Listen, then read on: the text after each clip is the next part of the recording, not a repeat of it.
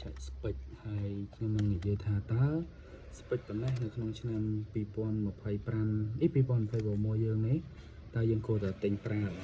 rồi để dương mơ một cái này cứ chưa có pet iPhone 13 Pro Max version 26 muối hayប្រភេទ LR ហើយនេះយើងអាចប្រើ SIM បាន2ប្រភេទ 128G យើងអាចតោះសួស្តីអ្នកទាំងអស់គ្នាអូខេអញ្ចឹងបានមើលវីដេអូមួយមុនរួចហើយទាក់ទងនឹង iPhone ដែលខ្ញុំបាន unboxing ណាគឺ13 Pro Max ឥឡូវយើងមកឆែក spec ហើយខ្ញុំនឹងនិយាយថាតើ spec ប៉ុណ្ណេះនៅក្នុងឆ្នាំ2025 2026យើងនេះតើយើងគួរតែទិញប្រើអត់អូខេឥឡូវយើងមើលរបស់គ្នានេះគឺជាប្រភេទ iPhone 13 Pro Max version 26.4.1 ហើយប្រភេទ LR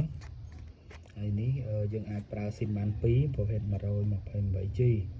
យើងអាចប្រើ SIM ធម្មតាមួយ eSIM មួយអញ្ចឹងយើងចេញមកមើលថាតើយើងអាចដាក់ eSIM បានគឺយើងចូលកន្លែងនេះតោះមកយើងអូសមកក្រោមមកនេះយើងឃើញកន្លែង add eSIM ណាមានន័យថាយើងអាចនៅដាក់ SIM បានមួយនិងដាក់ eSIM បានដូចជា version ទៅស៊េរីខ្ពស់ដូចជា14ចាប់ពី14 Pro Max ទៅគឺវាមានប្រភេទរបស់អាមេរិកគឺប្រើបានតែ eSIM ទេមិនអាចដាក់ SIM បានទេយើងអាចមានពីរផ្លូវអញ្ចឹងណាអាចដាក់ SIM បាននិងមិនអាចដាក់ SIM បានអញ្ចឹងទៅបិទសិនហើយកុំឲ្យមានការរំខានអូខេអញ្ចឹងតកតងនឹង spec តកតងនឹងកាមេរ៉ាគឺអាចទទួលយកបានអ្នកទាំងអស់គ្នាគឺនៅច្បាស់ល្អ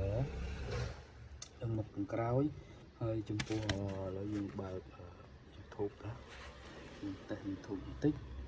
វាដើរល្អអញ្ចឹងណាចឹងគឺ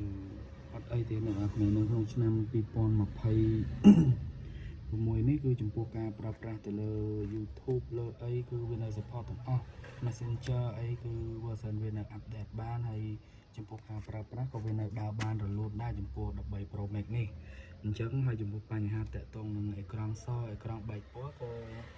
នៅលើ version ថ្មីនេះមិនទាន់ជាមានបញ្ហា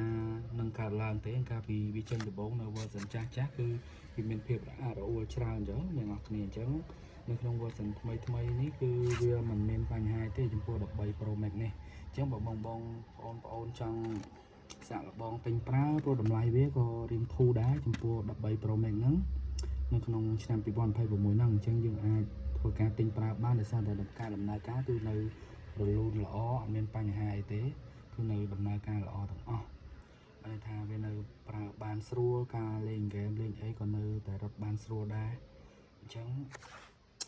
នេះគឺប្រភេទនេះក៏តម្លៃវាធូរដែរខ្ញុំទិញនេះគឺជាប្រភេទ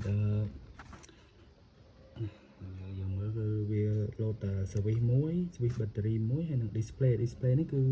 ជូនពីក្រុមហ៊ុនទេបានន័យថាក្លឹបខូចអេក្រង់មានបញ្ហាបញ្ហាបែកពណ៌ហ្នឹងក៏គេយកទៅក្រុមហ៊ុនដើម្បីផ្លាស់ប្ដូរអេក្រង់ស៊ីនមកវិញហ្នឹងហើយនឹង switch battery វានៅ 79% ប៉ុន្តែកាន់ល្អដែរអ្នកទាំងអស់គ្នាអត់បញ្ហាទេខ្ញុំបានតេស្តប្រើ